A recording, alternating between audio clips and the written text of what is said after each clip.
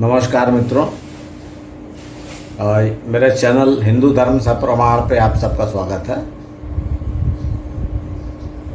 हिंदू धर्म सप्रमाण, जैसा कि चैनल के नाम से स्पष्ट है, हम हिंदू धर्म को विभिन्न कोणों से देख रहे हैं और इतिहास की नज़र से देख रहे हैं। क्योंकि मित्रों, मेरा दृढ़ विश्वास है कि ये जो हिंदू धर्म है, धार्मिक कहानियाँ हैं, ये न सिर्फ हिंदुओं का बल्कि भारतवर्ष का और अगर समग्र दृष्टि से देखा जाए तो विश्व का इतिहास है कि जातियाँ कैसे आईं, कहाँ से कहाँ माइग्रेशन हुआ, कैसे सभ्यताएं पनपी इत्यादि।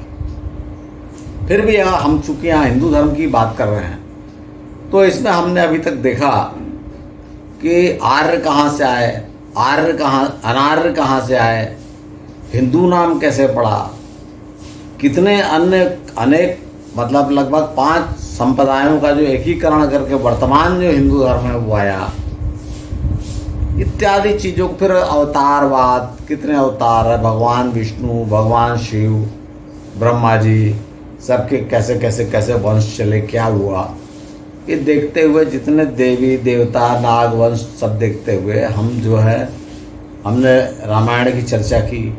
जो बड़े युद्ध में 2 हैं, रामायण और महाभारत, रामायण की चर्चा की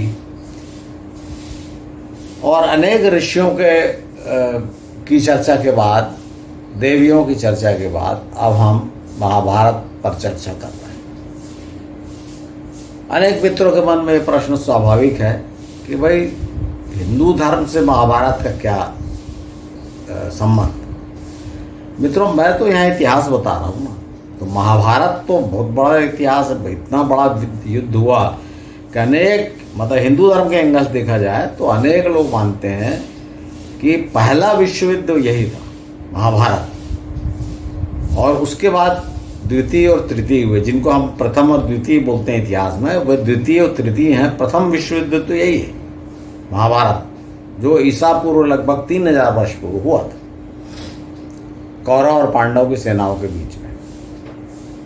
तो ये स्थिति कैसे आई, ये युद्ध की कैसे स्थिति आई, इसमें जो भाग लेने वालों का आपसी रिश्ता क्या था, ये सब हम देखते देखते आगे बढ़ रहे हैं धीरे धीरे। ये कौन थे, किस वंश में इन्होंने जन्म लिया, कैसे इनका आपस में रिश्ता हुआ, तो ये देखेंगे तो बहुत सारी बातें ऐसी हैं जो कि नॉर्मली भाई हो सकता है, जैसे रामायण के बारे में था कि आप लोग सोचते हैं, सब लोग सोचते हैं कि हमको तो सब मालूम है। तो मैंने आपको ऐसे पॉइंट्स बताए और विभिन्न भ्रमों का निवारण भी किया। उसी प्रकार से महाभारत में भी करते चल रहे हैं, देखते चल रहे हैं। बहुत सारी बातें ऐसी हैं जो महत्वहीन लगती हैं, लेकिन युद्ध की दृष्टि से और इतिहास की दृष्टि से बहुत महत्वपूर्ण है। इसलिए हमें किसी भी पक्ष को, किसी भी कोण को छोड़ना नहीं। ये दृष्टिकोण लेके मैं ये महाभारत पे इस प्रकार का वर्णन कर रहा हूँ। तो मित्रों, पिछले एपिसोड में हमने देखा कि लाक्षागृह में जब पांडवों को और उनकी माता कुंती को जलाने का प्रयास किया गया, मेरठ के पास जो बरनावा में लाक्षागृह है, वारणावत में, वारणावत जिसका वर्तमान नाम बरनावा है, वहाँ उनको जलाकर मारने का प्रयास किया गया। तो किस प्रकार से बच के वो निकल गए। अब आइए हम उसके आगे का देखते हैं। जब गंगा पार उतर गए पांडव, तो जो विदुर का आदमी था, जासूस समझिए, वो वापस उनकी खबर लेके विदुर के पास चला गया कि भाई वे सुरक्षित गंगा पार हो गए।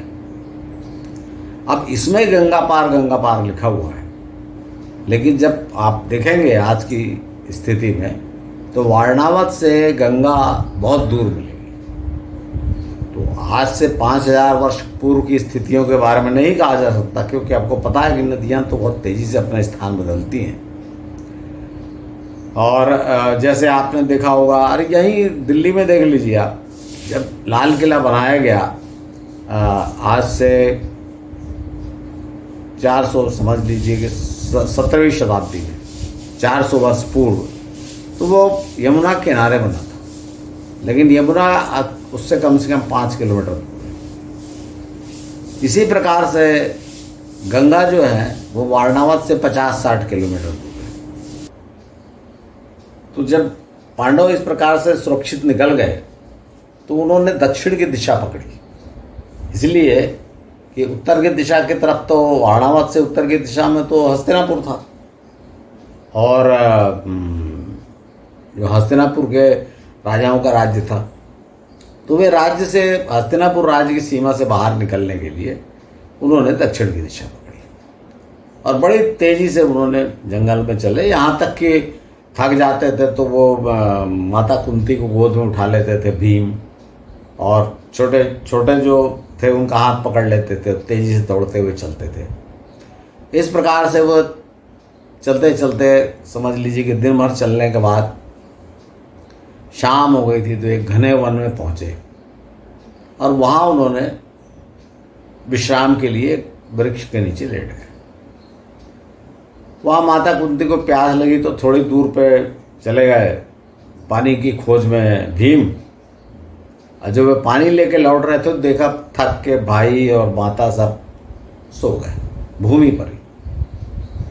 तो वो थोड़ी देर पर बैठ के बड़े दुखी हो रहे थे कि देखो, जिनको राजमहलों में अच्छे पलंग पे भी नींद नहीं आती, वे आज इस भूमि पे थक के सो रहे हैं। इस तरह का वर्णन कर रहे थे, सोच रहे थे।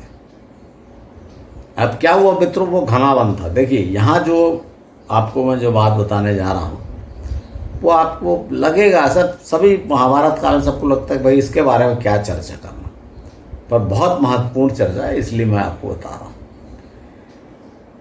देखिए उस वन में, चूंकि वहाँ देखिए ये कब की बात है, आज से 5000 वर्ष पूर्व, और आपको पता है कि ईस्वी पूर्व 3000 में अनार्यों का भी उत्तर भारत में अनेक जगह राज्य था। आखिर भगवान श्री कृष्ण का युद्ध तो हुआ ही था ना, चाहे जरासंध से हुआ, चाहे कंस से हुआ, सब हुआ ही था। तो उस वन क्षेत्र में भी एक माने राक्षस कहा गया है इसमें महाभारत में। आप अनार्य समझिए कि एक अनार्य कबीले का राज्य था जिसका मुखिया एक हिडिंब नाम का अनार्य था। उसकी बहन थी का नाम था हिडिंबा। अब वो घूमते हुए हिडिंबा वन में रात को घूम रही थी, तो जब उसने देखा कि अरे यहाँ कुछ मानव, और ये बात मैं आपको बार बार बता चुका हूँ, मानव बोलने से आप मानव और राक्षस, एक्चुअली ये सबके सब आज की जो डेफिनेशन है उसके हिसाब से सबके सब ह्यूमन बीइंग थे, मनुष्य थे। पर उस समय की बात है कि मानव या मनुष्य किसे कहा जाता था, जो मनु के फॉलोअर। इस बात को स्मरण रखिएगा, तब नहीं तो बड़ा अजीब लगेगा सोचने में, और इसीलिए अपन मानव और राक्षस और ये सब बोलते हैं। तो जब उसने देखा कि अरे यहाँ तो कुछ मानव या मनुष्य सोए हुए और एक बैठा हुआ है थोड़ी दूर पे, भीम वेट कर रहा था कि भाई माता उठे, नींद में उठाना नहीं चाहता था, नींद से उठे तो जल पिलाया जाए। तो उसने देखा कि ये बड़ा जो पुरुष है बैठा हुआ, ये बड़ा खूबसूरत है। भीम तो लंबे चौड़े ऊंचे पूरे थे, तो मोहित हो गई। अब यहाँ फिर से मैं आपको बता रहा हूँ कि चूंकि हम लोग आर्यों के दृष्टिकोण से सोचते हैं, तो इसलिए चाहे हिडम्बा हो चाहे शूर्पणखा हो, हमको ये बड़ा अजीब लगता है कि जब शूर्पणखा थी उसने भी जाके लक्ष्मण के पास प्रणयदान मांगा था, तो हमें बड़ा अजीब लगता है और लगता है कि ये सब बेकार है। लेकिन याद रखिए कि अनार्यों में स्त्रियों को इस प्रकार की स्वतंत्रता प्राप्त थी। वहाँ पर ये आर्यों के साथ आया कि भाई वो पत्नी और अग्नि के फेरे लेके संस्कार और ये सब बातें। तो उसने जाके भीम से याचना की, देखा ये बैठा कौन हो तुम, तो उसने बोला कि तुम कौन हो। अच्छा, वो बड़ी सुंदर, देखिए आप राक्षसी बार बार बोलेंगे इसलिए मैं बता रहा हूँ कि वो बहुत खूबसूरत कन्या थी और लावण्यमयी, मतलब सांवली जरूर हो सकती है बट वो अनार्य थी, इसमें कोई शक नहीं है, और उसको राक्षसी कहा गया। तो अब आपको ऐसा वर्णन मिलेगा कि जब उस राक्षसी ने देखा कि बड़ा खूबसूरत हृष्ट पुष्ट आदमी बैठा हुआ है, तो उसने अत्यंत सुंदर लावण्यमयी कन्या का रूप धरा, ऐसा आपको पढ़ने मिलेगा।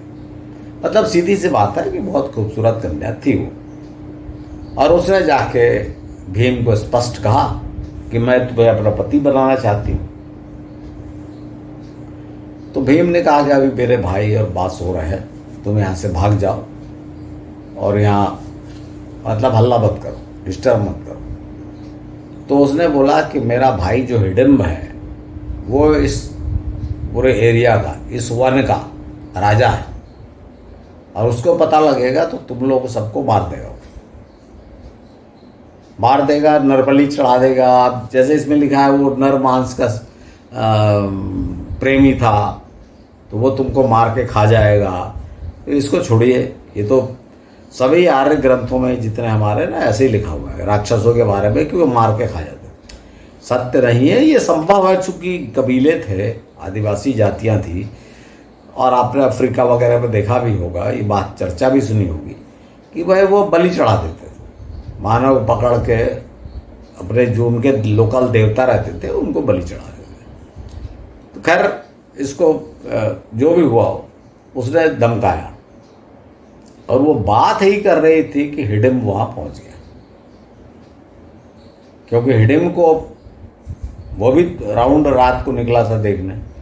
जब उसने देखा कि भाई मेरी बहन किसी से बात कर रही है, तो आकर उसने देखा, और जब देखा तो उसने भी धमकी दी भीम को। भीम ने धमकी दी कि भाग जाओ, मैं ऐसे ऐसे तुम्हारे जैसे अनार्यों का चीर फाड़ दूंगा। दोनों युद्ध होने लगा, मल्ल युद्ध। तो जब दोनों मल्ल युद्ध होने लगा तो इस हल्ले से माता कुंती और चारों पांडवों की नींद खुल गई। और जब कुंती जी ने देखा कि भाई ये भीम किसी बलशाली पुरुष से, अनार्य से युद्ध कर रहा है, मल्ल युद्ध, और एक खूबसूरत कन्या खड़ी हुई है पास में, तो उन्होंने पूछा कि तुम कौन हो। उसने बताया मेरा नाम हिडिंबा है, ये मेरा भाई हिडिंब है, इस पूरे वन क्षेत्र का राजा है। अब राजा मतलब समझ लीजिए शासक। तो ये मार डालेगा। तो माता कुंती ने कहा कि अभी तुम रिजल्ट देखो क्या होता है। थोड़ी देर के बाद एज यूजुअल भीम ने मार दिया हिडिंब को, और वो हिडिंबा की तरफ भी बढ़ा कि मैं इसको भी मार दूंगा, इसके भाई आया था मारने। तो इन लोगों ने, बाकी युधिष्ठिर ने भी रोक दिया कि नहीं नहीं, नारी है, तुम इसको मत मारो, भले वो अनार्य है तो क्या हुआ, राक्षसी है तो क्या हुआ, इस तरह का वर्णन है। तो ये सब जाने लगे उठ के वहाँ से, पांचों पांडव और माता कुंती। तो वो हिडिंबा पीछे पीछे चलने लगी। तो उन्होंने पूछा कि तुम कहाँ जा रही है हमारे साथ। तो उसने कहा कि मैं तो इनको, मतलब भीम को, अपना पति मान चुकी हूँ, तो मैं तो अब मान चुकी हूँ, तो मैं तो आप स्वीकार करो ना करो, मैं तो आपके साथ ही रहूँगी। तो आखिरी में उनका ये समझौता स्वीकार कर लिया गया, और भीम ने भी स्वीकार कर लिया। क्योंकि भाई क्यों, देखिए आप यहाँ फिर बात उठेगी कि जब भीम जीत गया था तो कोई दबाव तो था नहीं भीम के ऊपर। फिर अगर वो राक्षसी थी, बड़ी कुरूप थी, तो कैसे स्वीकार कर लिया। तो इस बात को स्मरण रखिएगा कि वो बहुत ही सौंदर्यमयी कन्या थी हिडिंबा। तो स्वीकार कर लिया गया। और जो इसमें तो बड़ा विचित्र लिखा हुआ है कि वो लेके उड़ गई और बोली मैं सबको उड़ा ले, उसको छोड़िए। तो वो दोनों भीम और हिडिंबा का विवाह हो गया और वो साथ में रहने लगे।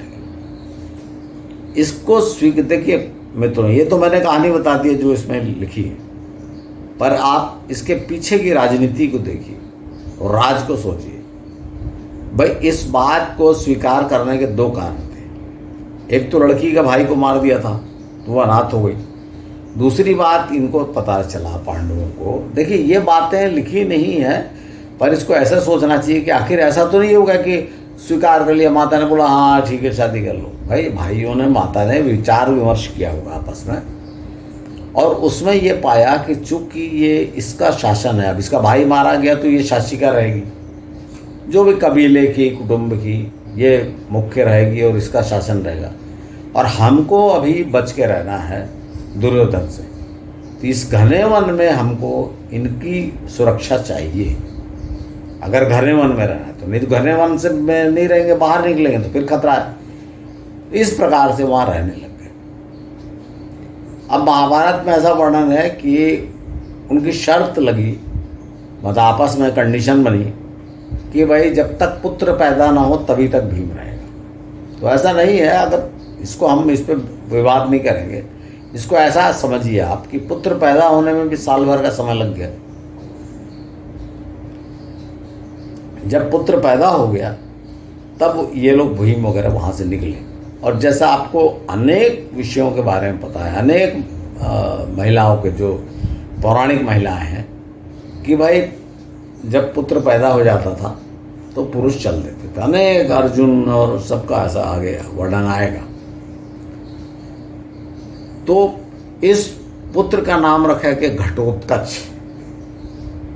मेरे ख्याल से अब आपको समझ में आया होगा कि क्या महत्व है। घटोत्कच चूंकि वो भीम का पुत्र था और उसकी माता भी वीर अनार्य कन्या थी, बलशाली, तो वो अत्यंत बलशाली हुआ घटोत्कच। और बचपन में जैसे बालक पैदा होते हैं तो अनेक लोगों के, जो शिशु पैदा होते हैं तो अनेक लोगों के सर, अनेक बच्चों के सर पे केश रहता है, उसके सर पे केश नहीं था तो उसका नाम घटोत्कच रखा गया। अब इस तरह कहानी है तो वो क्यों रखा गया उसको छोड़िए, उसका नाम घटोत्कच रखा गया। और चूंकि 1 साल करीब समय निकल चुका था, पांडवों का ये पुरानी बात हो चुकी थी, तो उनने सुरक्षित समझ के वहाँ से आगे बढ़ने की सोची कि चलो भाई चलते हैं। और वे वहाँ से निकले, या वहीं पर जब वहाँ रह रहे थे तो वहीं पर वो व्यास जी आए। वो अपना भ्रमण कर रहे थे, आए मतलब कोई उनको पता नहीं था यहाँ है, वो तो जो ऋषि थे वो भ्रमण करते रहते थे, तो उनको मिले। अब इसमें आप थोड़ा समय, और वो उनको आगे ले गए, यहाँ तक की तो बात है। अब इसमें मैं जो आपको बताना चाह रहा हूँ कि ये जो परिवार था, और इस बात को आप, ये कहानी तो आप जानते ही हैं, और इसमें आपने कभी सोचा है कि जो हिडिंबा थी, पांडवों की सबसे बड़ी रानी तो वही थी। मैं ठीक है, युधिष्ठिर की नहीं थी, पर वो भीम की थी। और यहीं पर मित्रों मैं आपको वो बात बताऊंगा कि द्रौपदी क्या हुआ, द्रौपदी का विवाह किससे हुआ था, वो मैं आगे आपको बताऊंगा। पर इस बात को स्मरण रखिएगा कि हिडिंबा सबसे पहले, भीम का विवाह हुआ 5 में, और उसकी पत्नी थी हिडिंबा, और उसका पुत्र हुआ घटोत्कच, जो पांडवों का सबसे बड़ा पुत्र हुआ। आप ऐसा समझिए। फिर आगे घटोत्कच का विवाह श्री कृष्ण को जब बाद में पता लगा, बाद में तो करवाया उन्होंने।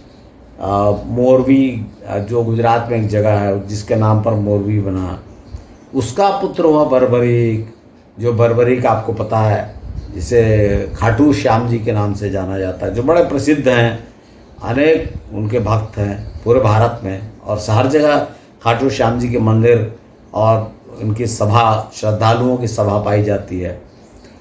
तो माना जाता है कि खाटू श्याम जी ही बर्बरीक थे उस समय। वो अलग कहानी है, मैं जब महाभारत का समय आएगा तब आपको बताऊंगा। यहाँ मैं सिर्फ इसलिए आपको बता रहा हूँ कि हिडिंबा सिर्फ ऐसा नहीं है कि सिंपली हिडिंबा आया तो बस खत्म। उसका पुत्र घटोत्कच, घटोत्कच के कारण, देखिए घटोत्कच के कारण ही, मैं ये नहीं बोलूँगा अगर घटोत्कच नहीं रहता तो अर्जुन नहीं बचता, लेकिन अब जो घटनाक्रम हुआ आगे महाभारत युद्ध में, तो अर्जुन के लिए जो विशेष बाण शक्ति लिखा हुआ है, इंद्र से प्राप्त शक्ति को कर्ण ने रखा था, ऐसा समझ लीजिए। विशेष बाण जो रखा था अर्जुन को मारने के लिए, जिससे अर्जुन का बचना असंभव था, उसको घटोत्कच को मारना पड़ा उससे, क्योंकि घटोत्कच इतना नुकसान कर रहा था। अर्थात कर्ण का जो वो विशेष बाण, विशेष हथियार था, वो घटोत्कच पे यूटिलाइज कर लिया गया, यूज हो गया, तो अर्जुन सुरक्षित हो गए। एक बात तो ये हो गई। दूसरा बर्बरीक, वो इतना महत्वपूर्ण है, आपको बताया ही मैंने। अब ये कितना महत्वपूर्ण परिवार हुआ कि भाई भीम अगर आगे छोड़ के चल दिए, बात खत्म हो गई, लेकिन ऐसा नहीं है, बात खत्म नहीं हुई।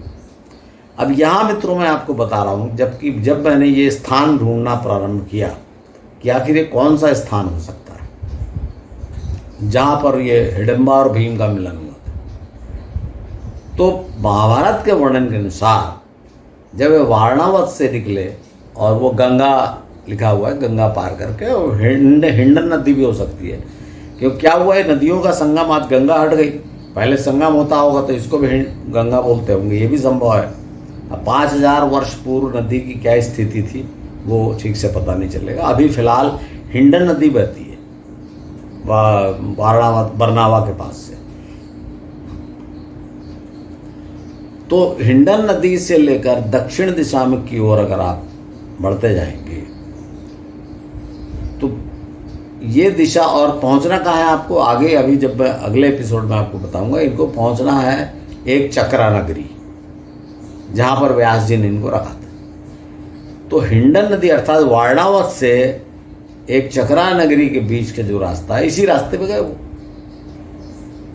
तो बीच में किसी स्थान पर जो वन था जहां हिडिंबा का भीम से मिलन हुआ, ये बात मैं आपको बता, क्योंकि पैदल पैदल चलते गए थे, हजारों किलोमीटर तो गए नहीं थे भाई, एक रात में एक दिन में पार किया था उन्होंने, और पहुंच गए थे हिडिंबा के क्षेत्र में।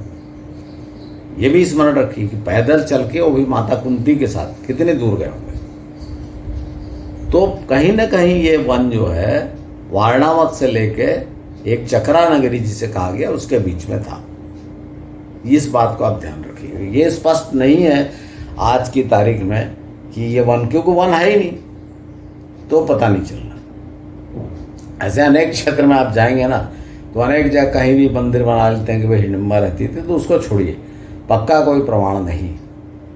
लेकिन मित्रों आप जब YouTube में देखेंगे तो अनेक जगह आपको बताया जाएगा यहाँ हिडिंबा रहती थी। इसमें 2 स्थान मैं आपको बता देता हूँ। एक तो है हिमाचल प्रदेश का मनाली, यहाँ पर हिडिंबा मंदिर है, और हिडिंबा मंदिर से लगभग 50-100 मीटर की दूरी पे एक वृक्ष के नीचे घटोत्कच तपस्या स्थल सब बोर्ड लगा है, कुछ पत्थर अत्थर है जिस पर सिंदूर इंदूर लगा रहता है कि घटोत्कच यहाँ बैठता था। और दूसरा स्थान है नागालैंड में। नागालैंड में ये नगर है दीमापुर।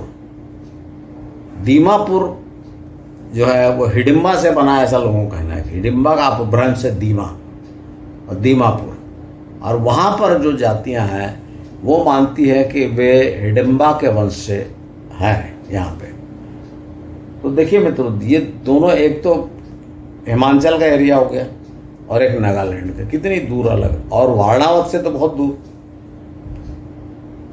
तो ये स्थान, तो ये वाला स्थान नहीं हो सकता जहाँ भीम से हिडिंबा मिली, ये पक्का है।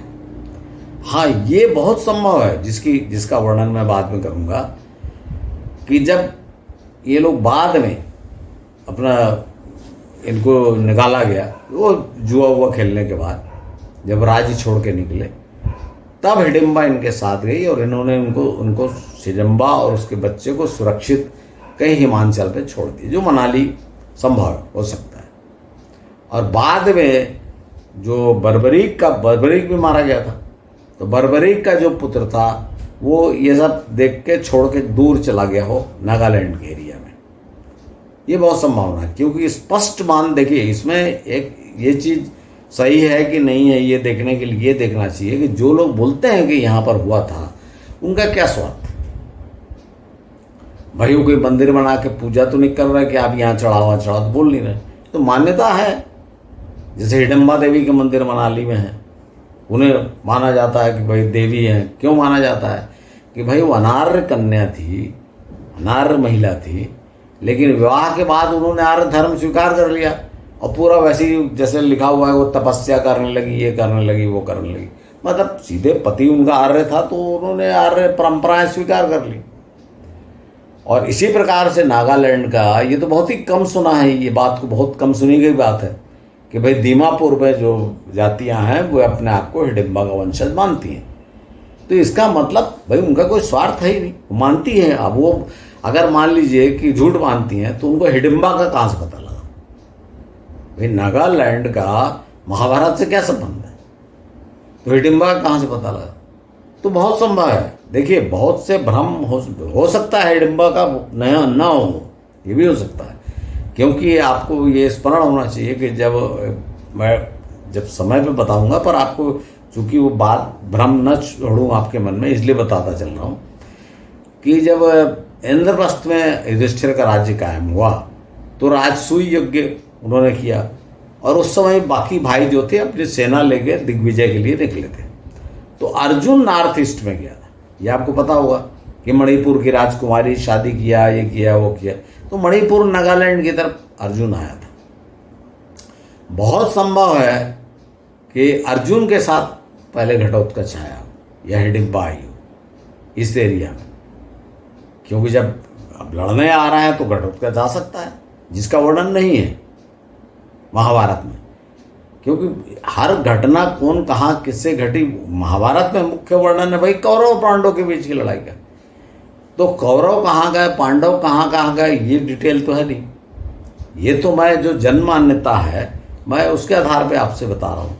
ये एक बात हो सकती है कि घटोत्कच जब बड़ा हो गया और अर्जुन दिग्विजय के निकले तो उनके साथ उसने दिया घटोत्कच से, और इसीलिए हिडिंबा का वंशज मानते हैं। वहाँ भी जाके ये भी बहुत संभावना है, सिर्फ संभावनाओं पर विचार कर रहे हैं। और मैं आपको इसलिए बता रहा हूँ कि कहाँ कहाँ के लोगों में यह मान्यता है कि यहाँ पर हिडिंबा या उनके वंशज यहाँ पे आए थे और रहते थे।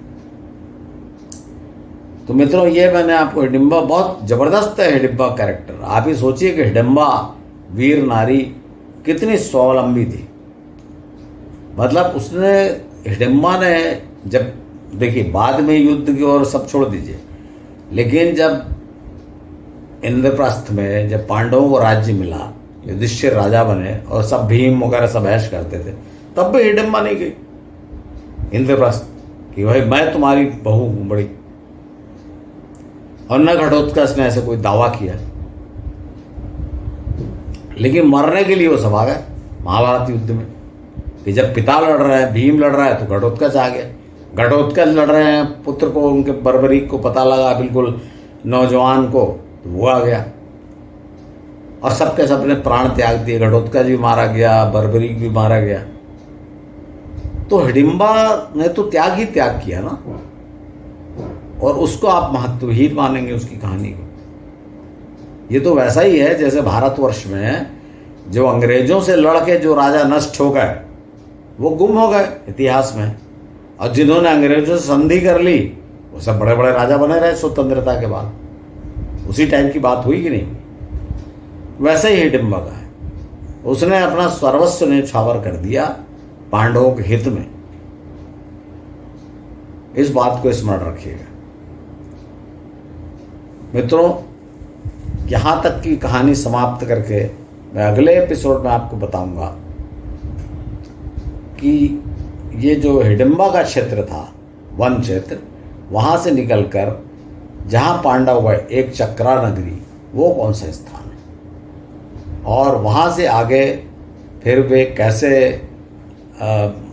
जो पांचाल देश था, पांचाल राज्य था, उसकी राजधानी काम्पिल में कैसे पहुंचे। मेरा अनुरोध है कि यदि आपको आज का एपिसोड पसंद आया होगा तो आप अपने मित्रों परिचितों में अवश्य शेयर करें और मेरे एपिसोड को लाइक करने की कृपा करें। धन्यवाद।